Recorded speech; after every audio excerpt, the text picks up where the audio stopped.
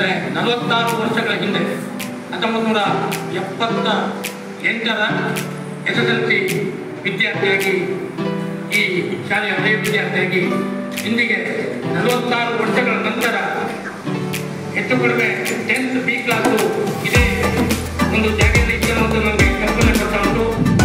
ಆ ಜಾಗದಲ್ಲಿ ನಾನೊಂದು ಲೈಸೆನ್ಸ್ನ ಅಧ್ಯಕ್ಷನಾಗಿ ಇವತ್ತಿನ ಉಚಿತ ತಪಾಸಣೆ ಹಾಗೂ ದಂತ ಸುರಕ್ಷಾ ಮಾಹಿತಿ ಶಿಬಿರದ ಅಧ್ಯಕ್ಷೀಯ ಪಾತ್ರಗಳನ್ನು ಆಡುತ್ತಿರುವುದು ನನಗೆ ಅತೀವ ಸಂತೋಷ ಹಾಗೂ ಅಭಿಮಾನ ಅನಿಸುತ್ತದೆ.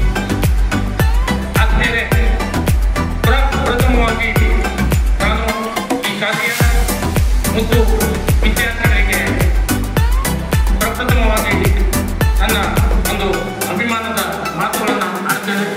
ಯಾಕಂತೇಳಿದ್ರೆ ಈ ಕಾರ್ಯಕ್ರಮವನ್ನು ಸಂಯೋಜಿಸಬೇಕಾದ್ರೆ ಹೆಣ್ಮಕ್ಳ ಜೊತೆ ನಾನು ನಾವು ಹತ್ರ ಮಾತನಾಡಿದೆ.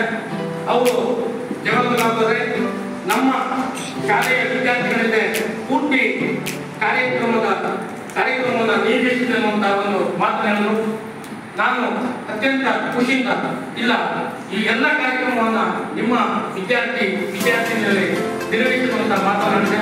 ಅದೇ ರೀತಿಯಾಗಿ ಅತ್ಯಂತ ಅಚ್ಚುಕಟ್ಟಾಗಿ